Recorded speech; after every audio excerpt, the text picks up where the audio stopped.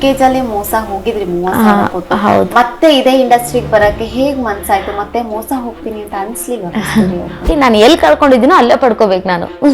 ನಾನು ಇದ್ರಲ್ಲಿ ಕಳ್ಕೊಂಡಿದ್ದೀನಲ್ವಾ, ಇದ್ರಲ್ಲಿ ಪಡ್ಕೋತೀನಿ ಅನ್ನೋದು ನನ್ ಗುರಿ ಮೇಡಮ್. ನಿಮಗ ಯಾರು ಯಾರ್ ಕಣ್ಣು ಕೊಟ್ರ ನಮಗ ಮೈ ತುಂಬಾ ಕಣ್ಣು ಕೊಟ್ಟಿರ್ತಾನ. ಓಕೆ, ಒಂದನ್ನ ಪಡ್ಕೋಬೇಕಾದ್ರೆ ಒಂದನ್ನ ಕಳ್ಕೋಬೇಕಾಗತ್ತೆ. ಕಸ್ತೂರಿ ಅವರು ಯಾವ್ದನ್ನ ಪಡ್ಕೊಳಕ್ ಯಾವ್ದನ್ನ ಕಳ್ಕೊಂಡ್ರು? ಫ್ಯಾಮಿಲಿಗಳನ್ನ ಕಳ್ಕೊಂಡೆ, ಅವಶ್ಯಕತೆನೇ ಇಲ್ಲ ಅನಿಸ್ಬಿಡ್ತು madam family. Actually first audition ಕೊಟ್ಟು ಕಾಮಿಡಿ ಕಿಲಾಡಿಗೆ ಸೆಲೆಕ್ಟ್ ಆದ್ರಿ. ಹೇಗ್ ಸೆಲೆಕ್ಟ್ ಆದ್ರಿ? ಪ್ರತಿ ಸತ ಕಾಲ್ ಬಂದಾಗ ಮೇಡಮ್ ನೀವು ಸೆಲೆಕ್ಟ್ ಆಗಿದ್ದೀರಾ, ಕಂಗ್ರ್ಯಾಚುಲೇಷನ್. ಹೌದು ನಿಜ ಸೆಲೆಕ್ಟ್ ಆಗಿದ್ದೀನ ಸರ್, ಅದು ಒಂಥರ ಮೇಡಮ್. ಜಗ್ಗೇಶ್ ಸರ್ ಮುಂದೆ ಆಕ್ಟ್ ಮಾಡಕ್ಕೆ ಕೈ ಕಾಲೆಲ್ಲ ನಡೆಯುತ್ತೆ, ಯಾಕಂದ್ರೆ ಅವ್ರು ನವರಸ ನಾಯಕ. ನಂಗೆ ಜಗ್ಗೇಶ್ ಸರ್ ಹೇಳಿರೋದು ಒಂದು ತಗೊಳಕ ಆಗ್ಲಿಲ್ಲ ಇಲ್ಲಿವರೆಗೂ. ಆಮೇಲೆ ನಂಗೆ ಗೊತ್ತಾಯ್ತು ನಾನು ಮೈನಸ್ ಏನಂತ. ತನ್ನ ಕಾಲ ಮೇಲೆ ತಾನು ನಿಂತ್ಕೋಬೇಕು ಅಂತ ಡೆಲಿವರಿ ಬಾಯ್ ಆಗಿ ಪೆಟ್ರೋಲ್ ಬಂಕ್ ಅಲ್ಲಿ ಎಲ್ಲೆಲ್ಲ ಕೆಲಸ ಮಾಡಿ ಬಡವರು ಆ ಮಕ್ಕಳು ಗೆಲ್ಲಬೇಕು. ಧೈರ್ಯವಾಗಿರ್ಬೇಕು ಕಣೆ. ಕತ್ತೆ ನಿನಗೆ ಅರ್ಥ ಆಗಲ್ವಾ, ಕತ್ತೆ ಹೇಳ್ತಾ ಇರೋದು ಅಂತಿದ್ರು. ಒಂದೆರಡು ಮೂವಿ ಸಿಕ್ಕಿದೆ ನನಗೆ ಈಗ, ಮತ್ತೆ ಥಿಯೇಟರ್ ಅಲ್ಲಿ ಆಕ್ಟ್ ಮಾಡ್ತಾನೆ ಇದ್ದೀನಿ. ಸೊ ಖಾಲಿ ಅಂತೂ ಇಲ್ಲ ಮೇಡಮ್. ನನಗೆ ಕಾಮಿಡಿ ಕಿಲಾಡಿ ಒಂದು ಜೀವನ ಕಟ್ಟಿಕೊಟ್ಟಿದೆ. ಸೊ ನಾನು ಅದ್ರಲ್ಲಿ ದುಡಿತಾನೆ ಇದ್ದೀನಿ.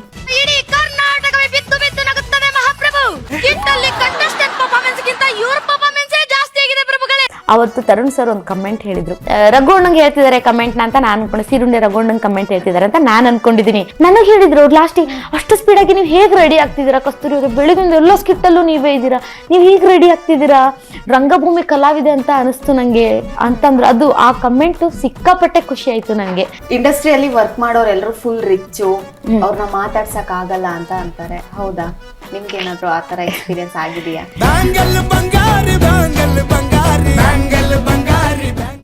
ಈಗ ಆಲ್ರೆಡಿ ಹೇಳಿದ್ರಿ ಒಂದ್ಸರಿ ಚಿಕ್ಕ ಏಜ್ ಅಲ್ಲಿ ಮೋಸ ಹೋಗಿದ್ರಿ 30 ಸಾವಿರ ಕೊಟ್ಟು. ಮತ್ತೆ ಇದೇ ಇಂಡಸ್ಟ್ರಿಗೆ ಬರಕ್ಕೆ ಹೇಗ್ ಮನ್ಸಾಯ್ತು? ಮತ್ತೆ ಮೋಸ ಹೋಗ್ತೀನಿ ಅಂತ ಅನ್ಸ್ಲಿಲ್ಲ? ಮೋಸ ಒಬ್ರು ಮಾಡ್ಬೋದು ಮೇಡಮ್, ಎಲ್ರು ಮಾಡಕ್ಕಾಗಲ್ಲ. ಒಬ್ರು ಹಂಗಿರ್ತಾರೆ ಅಂತಂದ್ರೆ ಎಲ್ರು ಹಂಗೆ ಇರಲ್ಲ. ಇವಾಗ ಬೇರೆ ಕಡೆ ನಾವು ವರ್ಕ್ಗೂ ಆಯ್ತು, ಅಮೌಂಟ್ ಕಟ್ಟಿ ಯಾವ್ದೋ ಒಂದು ಕೆಲ್ಸಕ್ಕೆ ಹೋಗಿರ್ತೀವಿ, ಅಲ್ಲಿ ಮೋಸ ಆಗುತ್ತೆ. ಸ್ಯಾಲ್ರಿ ಕಮ್ಮಿ ಕೊಡ್ತಾರೆ, ಜಾಸ್ತಿ ಎಕ್ಸ್ಪೆಕ್ಟೇಷನ್ ಇಟ್ಕೊಂಡು ಹೋಗಿರ್ತೀವಿ, ಅಲ್ಲಿ ಕಮ್ಮಿ ಸಿಕ್ಕಿರುತ್ತೆ ನಮ್ಗೆ ಸ್ಯಾಲ್ರಿ. ಸೊ ಹಂಗಿದ್ದಾಗ ಎಲ್ಲಾದ್ರ ಕಡೆ ಮೋಸ ಎಲ್ಲ ಇದ್ದೇ ಇರುತ್ತೆ. ಬಟ್ ನಾವು ಹೋಗೋ ಇದ್ರಲ್ಲಿ ವೇದಲ್ಲಿ ಹೇಗೆ ಹೋಗ್ಬೇಕು ಅನ್ನೋದ್ರ ಮೇಲೆ ಡಿಪೆಂಡ್ ಆಗಿರುತ್ತೆ. ಹಾಗಾಗಿ ನಾನು ಎಲ್ಲಿ ಕಳ್ಕೊಂಡಿದ್ದೀನೋ ಅಲ್ಲೇ ಪಡ್ಕೋಬೇಕು. ನಾನು ಇದ್ರಲ್ಲಿ ಕಳ್ಕೊಂಡಿದ್ದೀನಲ್ವಾ, ಇದ್ರಲ್ಲಿ ಪಡ್ಕೋತೀನಿ ಅನ್ನೋದು ನನ್ ಗುರಿ ಇತ್ತು ಮೇಡಮ್. ಹಾಗಾಗಿ ಓಕೆ, ಒಂದನ್ನ ಪಡ್ಕೋಬೇಕಾದ್ರೆ ಒಂದನ್ನ ಕಳ್ಕೋಬೇಕಾಗತ್ತೆ.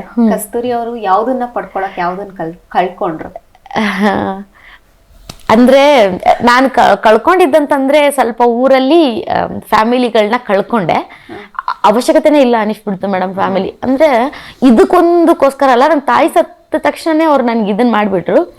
ಸ್ವಲ್ಪ ನಮ್ಮ ಅದು ಒಂದು ನನಗೆ ಮಾಮಂದ್ರು ಸಹೋದರ ಮಾವುಗಳಿದ್ರಲ್ಲ, ಅವರೇ ನಮ್ಮನ್ನ ಕೇವಲವಾಗಿ ನೋಡಕತ್ರು. ಹಾಗಾಗಿ ಅವ್ರನ್ನ ನಾನು ಮೆಚ್ಚಿಸಕ್ ನಿಂತ್ಕೊಂಡ್ರೆ ನನ್ನ ತಾಯಿ ಹೆಸರು ತರಕ್ಕಾಗಲ್ಲ, ನಾನು ಮುಂದೆ ಒರಿಯಕ್ಕಾಗಲ್ಲ. ಸೊ ಇವ್ರು ಯಾರು ಇಲ್ಲಾಂದ್ರು ನಾನು ಒಬ್ಳೆ ನಿಂತ್ಕೊಂಡು ಏನಾದ್ರು ಮಾಡ್ತೀನಿ ಅನ್ನೋ ಒಂದು ಛಲದ ಮೇಲೆ ಬೆಂಗಳೂರು ಬಂದೆ. ಫ್ಯಾಮಿಲಿ ಎಲ್ಲ ಕಳ್ಕೊಂಡೆ ಅಂದ್ರೆ ಇದ್ದವ್ರು ಇದ್ದಾರೆ, ತಂದೆ ಫ್ಯಾಮಿಲಿ ಕಡೆ ಇದ್ದಾರೆ, ಅಜ್ಜ ಅಮ್ಮ ಇದ್ದಾರೆ, ಸಾಕಲ್ಲ ಮೇಡಮ್. ನನ್ನ ಸಾಕಿ ಬೆಳೆಸಿದ್ ನನ್ನ ಊರಿದೆಯಲ್ಲ ನಂಗೆ ಸಪೋರ್ಟ್ ಮಾಡಕ್ಕೆ. ನನ್ನ ಇಡೀ ಊರೇ ಮೇಡಮ್, ನೀವು ನಂಬಲ್ಲ, ನನ್ನ ಕಾಮಿಡಿ ಕಿಲಾಡಿ ಬಂದೆ ನನ್ನ ಚಬ್ಬಿ ಗ್ರಾಮ, ಅವರು ಅಷ್ಟು ಖುಷಿ ಪಟ್ರು ಅಂದ್ರೆ ಊರ್ ಜನನೇ ನನ್ನ ಬೆಂಗಳೂರಿಗೆ ಬಂದು ಕರ್ಕೊಂಡು ಹೋಗ್ತೀನಿ ಅಂತ ಎಲ್ಲ ಅಂದ್ರು ಸನ್ಮಾನ ಮಾಡಕ್ಕೆ. ಬೆಂಗಳೂರಿಗೆ ಬಂದು ನಾನು ಬೇಡ ಸರ್ ನಾನೇ ಬರ್ತೀನಿ ಅಂತಂದ್ರೆ ಇವ್ರ ಅಧ್ಯಕ್ಷರು ವೀರೇಶ್ ಸರ್ ಆಗಿರ್ಬೋದು, ನಮ್ಮ ಮಾಮ ಆಗಿರ್ಬೋದು, ಅಂದ್ರೆ ನಮ್ಮ ಸೋದರ ಮಾವ ಅಲ್ಲ, ನಮ್ಮ ರಿಲೇಟಿವ್ ಮಾವ, ನಮ್ಮ ಅಪ್ಪಾಜಿ ಊರವರು, ನಮ್ಮ ಚಿಕ್ಕಪ್ಪ ಆಗಿರ್ಬೋದು, ಎಲ್ಲರೂ ನಂಗೆ ಫೋನ್ ಮಾಡಿ, ಅಧ್ಯಕ್ಷರು ಎಲ್ಲ ಫೋನ್ ಮಾಡಿ, ಊರಿನ ಜನನೇ ಗೌಡ್ರು ಎಲ್ಲ ಫೋನ್ ಮಾಡಿ ನನಗೆ ಹೇಳಿ ಹಿಂಗ್ ಬಾರಮ್ಮ ಸನ್ಮಾನ ಮಾಡ್ತೀವಿ ಅಂತ. ಸಿರಟ್ಟಿ ಅಂತ ಒಂದು ತಾಲೂಕು ಮೇಡಮ್, ಅದು ಅಲ್ಲಿಂದ ನಾನು ಮೆರವಣಿಗೆ ಮಾಡ್ಕೊಂಡು ಎಲ್ಲ ಕರ್ಕೊಂಡು. ಅದಕ್ಕಿಂತ ಬೇಕಾ ಮೇಡಮ್ ನನಗೆ? ಓಕೆ, ಆಕ್ಚುಲಿ ಫಸ್ಟ್ ಆಡಿಷನ್ ಕೊಟ್ಟು ಕಾಮಿಡಿ ಕಿಲಾಡಿಗೆ ಸೆಲೆಕ್ಟ್ ಆದ್ರಿ. ಹೇಗ್ ಸೆಲೆಕ್ಟ್ ಆದ್ರಿ ಅಂತ? ಆ ಕೊಪ್ಪಳದಲ್ಲಿ ನಾನು ಡ್ರಾಮಾಗ ಹೋಗಿದ್ದೆ ಮೇಡಮ್. ಅಂದ್ರೆ ನಾನು ಚಳ್ಳಕೆರೆ ಹತ್ರ ಡ್ರಾಮಾಗ ಹೋಗಿದ್ದೆ. ಕೊಪ್ಪಳದಲ್ಲಿ ಆಡಿಷನ್ ಇತ್ತು ಕಾಮಿಡಿ ಕಿಲಾಡಿದು. ನಂಗೆ ಕೊಡ್ಲಬೇಡ, ನಿದ್ದೆ ಬೇರೆ ಇಲ್ಲ, ನೈಟ್ ಎಲ್ಲ ಡ್ರಾಮಾ ಮಾಡಿದೀನಿ, ನಿದ್ದೆ ಇಲ್ಲ, ಹೇಗ್ ಮಾಡ್ಲಿ, ಸ್ಕಿಟ್ ಬೇರೆ ನಿದ್ದೆ ಎಳಿತಾ ಇದೆ, ಕಂಫರ್ಟಬಲ್ ಇಲ್ಲ, ಹೆಂಗ್ ಮಾಡ್ಲಿ ಅಂತ ಹೋದೆ. ಆಮೇಲೆ ನಾನು ಆಕ್ಟ್ ಮಾಡಿದೆ. ಅಲ್ಲಿ ನನ್ಗೆ ನರ್ವಸ್ ಇತ್ತು, ಆಗಲ್ಲ ಅಂತ ಅನ್ಕೊಂಡು ಮಾಡ್ಕೊಂಡ್ ಬಂದೆ. ಸೆಕೆಂಡ್ ಮತ್ತೆ ಆಡಿಷನ್ ಕರೆದ್ರು. ಅಂತಂದ್ರೆ ಹೆಂಗಂತಂದ್ರೆ ಇನ್ನೊಂದು ಫಸ್ಟ್ ಯಾರು ಮಿಸ್ ಮಾಡ್ಕೊಂಡಿದ್ರು ಆಡಿಷನ್ ನ ಅವ್ರಿಗೆ ಮತ್ತೆ ಆಡಿಷನ್ ಇದೆ, ಇನ್ನೊಂದು ಅವಕಾಶ ಇದೆ, ಯೂಸ್ ಮಾಡ್ಕೊಳ್ಳಿ ಅಂತ ಬೆಂಗಳೂರಲ್ಲಿ ಕಂಟ್ರೋಲ್ ಸ್ಟುಡಿಯೋದಲ್ಲಿ ಆಡಿಷನ್ ಇಟ್ರು. ನಾನು ಮತ್ತೆ ಆಡಿಷನ್ ಕೊಟ್ಟೆ, ಯಾಕಂದ್ರೆ ನಂಗೆ ಅಲ್ಲಿ ಕಂಫರ್ಟಬಲ್ ಆಗಿ ಆಡಿಷನ್ ಕೊಟ್ಟಿರ್ಲಿಲ್ಲ. ನಾನು ಮತ್ತೆ ಬೆಂಗಳೂರಲ್ಲಿ ಹೋಗಿ ಆಡಿಷನ್ ಕೊಟ್ಟೆ, ಅಲ್ಲಿ ಸೆಲೆಕ್ಟ್ ಆದೆ. ಸೆಕೆಂಡ್ ರೌಂಡ್ ಮತ್ತೆ ಕಂಟ್ರೋಲ್ ಸ್ಟುಡಿಯೋ ಕರೆದ್ರು, ಅಲ್ಲಿ ಕೊಟ್ಟೆ.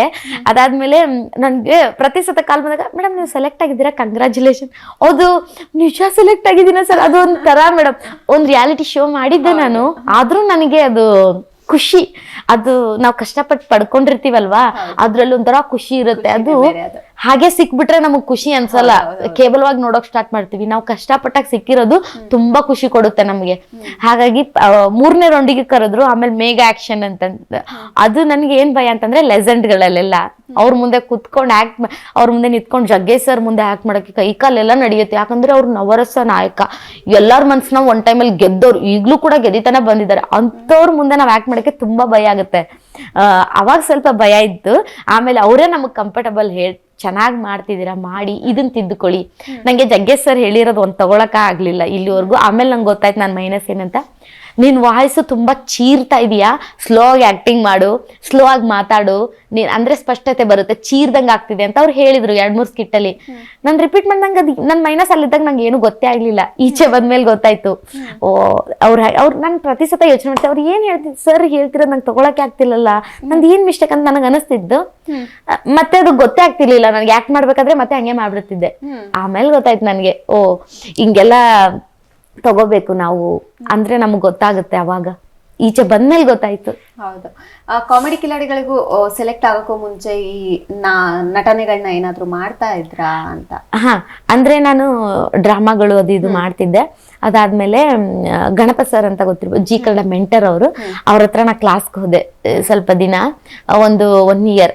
ಅಂದ್ರೆ 1 ಇಯರ್ ಅಲ್ಲಿ ಫುಲ್ ಹೋಗಲ್ಲ, ಒಂದು 10 ಡೇಸ್ ಹೋದ್ರೆ 1 ತಿಂಗಳ ಹೋಗ್ತಿರ್ಲಿಲ್ಲ. ಆ ತರ ಅವ್ರ ಹತ್ರ ಕ್ಲಾಸ್ಗೆ ಹೋಗ್ತಿದ್ದೆ. ಥಿಯೇಟರ್ ಮಾಡ್ತಿದ್ದೆ, ಮಲ್ಲಮ್ಮನ ಮನೆ ಹೋಟ್ಲು, ಮತ್ತೆ ಎಲ್ಲ ರಕ್ತಾಕ್ಷಿ ಅವನ್ನೆಲ್ಲ ನಾಟಕಗಳನ್ನ ಮಾಡಿದೆ ನಾನು. ಮಲ್ಲತ್ತಹಳ್ಳಿ ಇದ್ರಲ್ಲಿ ಕಲಾಗ್ರಾಮದಲ್ಲೆಲ್ಲ ಡ್ರಾಮಾಗಳನ್ನ ಶೋ ಮಾಡಿದೆ. ಅದಾದ್ಮೇಲೆ ನಂಗೆ ಕಾನ್ಫಿಡೆಂಟ್ ಬಂತು. ತುಂಬಾ ಭಯ ಇತ್ತು ನಂಗೆ ಸ್ಟೇಜ್ ಮೇಲೆ ಹೋಗಕ್ಕೆ, ಯಾಕಂದ್ರೆ ಚಿಕ್ಕ ವಯಸ್ಸಿಂದ ನಂಗೆ ಸ್ಟೇಜ್ ಕಳಿಸ್ತಾನೆ ಇರ್ಲಿಲ್ಲ ಅಲ್ವಾ, ಅದು ಭಯ ಹಂಗೆ ಉಳ್ಕೊಂಡ್ಬಿಟ್ಟಿತ್ತು. ಸ್ವಲ್ಪ ಭಯ ಅಲ್ಲಿಂದ ಬಿಟ್ಟೆ ನಾನು.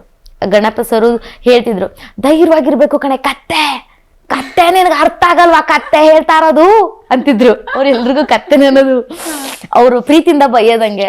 ಕತ್ತೆ ನಾನು ಹೇಳ್ತಿರೋದ್ ನಾ ತಗೊಳಲ್ಲ, ಕತ್ತೆ ನೀನು ಹಂಗ್ ಮಾಡು ಕತ್ತೆ ಅಂತ ಹಿಂಗೆ ಹೇಳ್ತಿದ್ರು. ಅದು ತುಂಬಾ ಖುಷಿ ಆಗ್ತಿತ್ತು ನಮ್ಗೆ.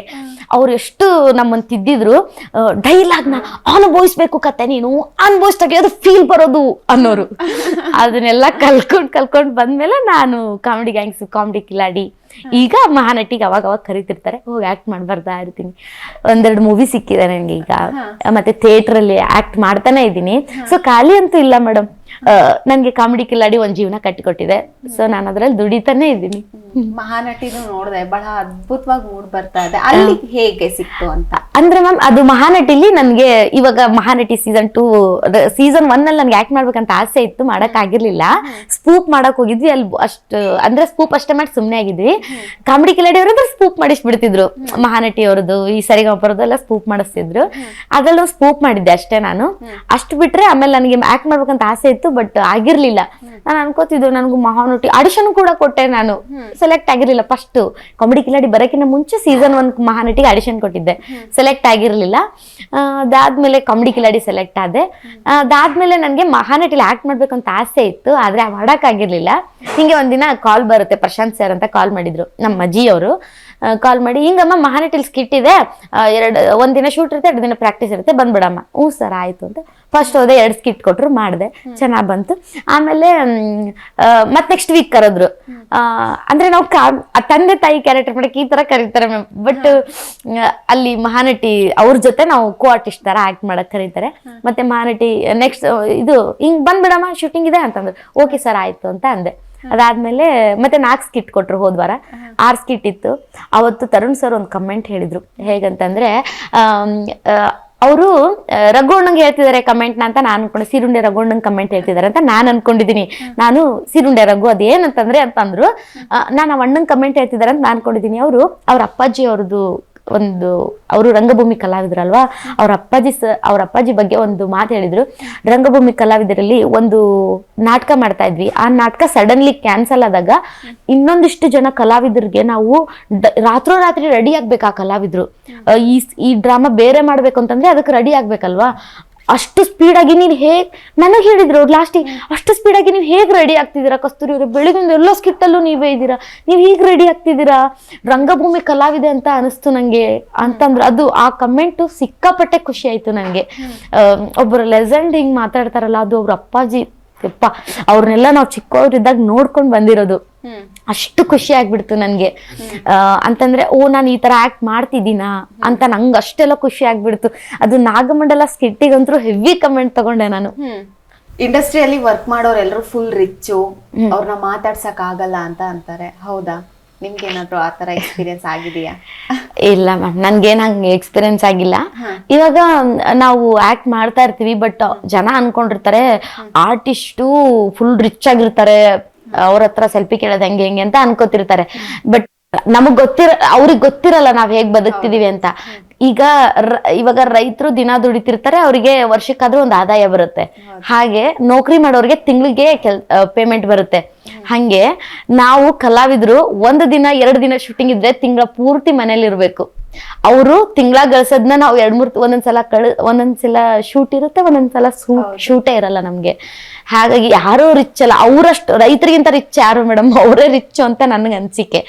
ಸೊ ಅದು ರಾಂಗ್. ಅಂದ್ರೆ ಕೆಲವು ಜನ ಅಂದ್ರೆ ನಾವು ಕಷ್ಟಪಟ್ಟು ದುಡಿತಾ ಮನೆ ಹಾಕಿಸ್ಕೊಂಡಿರೋದಾಗಿರೋದು. ಇವಾಗ ನಾವೆಲ್ಲ ಬೇರೆಯವ್ರದ್ದು ಹೇಳ್ತಾ ಇದ್ದೀನಿ. ಇವಾಗ ಆರ್ಟಿಸ್ಟ್ಗಳು ರಿಚ್ ಇದಾರೆ ಅಂತಂದ್ರೆ ಅವ್ರು ಸ್ಟ್ರಗಲ್ ಮಾಡಿದ್ದಾರೆ, ಅವರು ಒಂದ್ ಹೆಸರು ಮಾಡ್ಕೊಂಡಿದ್ದಾರೆ, ಅವ್ರ ಕಷ್ಟಕ್ಕೆ ಪ್ರತಿಫಲ ಅವ್ರಿಗೆ ಸಿಕ್ಕಿದೆ ಅಂತ ನನಗೆ. ಇವಾಗ ರೈತರು ಊರಲ್ಲಿ ರಿಚ್ ಇರ್ತಾರೆ, ಹೆಂಗಂತಂದ್ರೆ ಅವರೇ ರಾಜರು ಊರಲ್ಲಿ, ಅವ್ರನ್ನ ಇದನ್ ಮಾಡಕ್ಕೆ ಆಗಲ್ಲ. ಹಂಗೆ ಕೆಲಸ ಮಾಡೋರು ಅವರು ಜನರಿಗೆ ಕಾಣಿಸ್ತಾ ಇರಲ್ಲ ಕಣ್ಣಿಗೆ. ಇವಾಗ ಆರ್ಟಿಸ್ಟ್ ಅಂದ್ರೆ ಇವ್ರಿಗೆ ಮನೆ ಇದೆ ಅಂತ ಹೇಗೆ ಗೊತ್ತಾಗುತ್ತಂದ್ರೆ ನಾವು ಯಾವಾಗ್ಲೂ ರನ್ನಿಂಗ್ ಅಲ್ಲಿ ಇರ್ತೀವಿ, ಟಿವಿಲಿ ನಮ್ಮನ್ನ ನೋಡ್ತಿರ್ತಾರೆ, ಹಂಗಾಗಿ ಅವ್ರಿಗೆ ಗೊತ್ತಾಗುತ್ತೆ. ಅದೇ ರೈತರು ಮನೆ ಸಖತ್ತಾಗಿ ಕಟ್ಸಿರ್ತಾರೆ, ಸೆಲೆಬ್ರಿಟಿಗಿಂತ ಚೆನ್ನಾಗಿ ಕಟ್ಸಿರ್ತಾರೆ, ಬಟ್ ಅದು ಜನರಿಗೆ ಗೊತ್ತಾಗಲ್ಲ, ಯಾಕಂದ್ರೆ ಅವ್ರು ಯಾರಂತ ಗೊತ್ತಿರಲ್ಲ. ಹಂಗಾಗಿ ಓಕೆ, ನೀವು ಫಸ್ಟ್ ಇಲ್ಲಿಗೆ ಯಾವ ವರ್ಷದಲ್ಲಿ ಬಂದಿದ್ದು? ನಾ 2016 ಅನ್ಸುತ್ತೆ, 2016. ಓಕೆ, 2016 ಅಲ್ಲಿ ಬೆಂಗಳೂರಿಗೆ ಬಂದ್ರಿ. ಮೊದಲು ಬಂದಾಗಿದ್ದ ಸಂಬಳಕ್ಕೂ ಈಗಿರುವಂತ ಸಂಬಳ ಎಷ್ಟು? ಓಕೆನಾ? ತೃಪ್ತಿ ಇದೆ, ಬಟ್ ಅವಾಗ ತುಂಬಾ ನೆಮ್ಮದಿ ಇತ್ತು ಅನ್ಸುತ್ತೆ. ಈಗೂ ನೆಮ್ಮದಿ ಇದೆ, ಆದ್ರೆ ನನಗೆ ದುಡ್ಡು ಜಾಸ್ತಿ ನೋಡಿದ್ರೆ ಏನು ಫೀಲ್ ಆಗ್ತಿಲ್ಲ. ಯಾಕಂತಂದ್ರೆ ನಾನು ಈಗ ಕಷ್ಟಪಟ್ಟು ಮೇಲೆ ಬಂದಿದ್ದೀನಿ. ಮತ್ತು ಅದು ಒಂದಾದರೆ ನಾನು ದುಡ್ದಿರೋ ಸಂಬಳ ಮೇಡಮ್, ಇವಾಗ ನಾನು ಫಸ್ಟು ಪೆಟ್ರೋಲ್ ಬಂಕಲ್ಲಿ ಹೋಗ್ತಿದ್ನಲ್ಲ, ತಿಂಗಳಿಗೆ 5,500 ತೊಗೋತಿದ್ದೆ. ಈವೆಂಟ್ ಆಮೇಲೆ ಪೆಟ್ರೋಲ್ ಬಂಕ್ ಬಿಟ್ಟಾದ್ಮೇಲೆ ಡಂಜೋ ಸುಗಿ ಮಾಡಕತ್ನಲ್ಲ, ವಾರಕ್ಕೆ 5,500-6,000 ತೊಗೊಳಕತ್ತೆ. ನಾವು ಹೇಗೆ ಡೆಲಿವರಿ ಮಾಡ್ತೀವಿ ಅದ್ರ ಮೇಲೆ ಪೇಮೆಂಟ್ ಬರ್ತಿತ್ತು, ಹಾಗೆ ತೊಗೊಳಕತ್ತೆ. ಅದಾದಮೇಲೆ ನಮ್ಮ ಪೆಟ್ರೋಲ್ದು ಇರುತ್ತೆ, ಅದರಲ್ಲಿ ನಮ್ಮ ಪೆಟ್ರೋಲ್ದೆಲ್ಲ ಕಳೆದು ನಂಗೆ ಎಷ್ಟೋ ಉಳಿತಿತ್ತು, ಸ್ವಲ್ಪ ಜಾಸ್ತಿ ತೊಗೊಂಡೆ.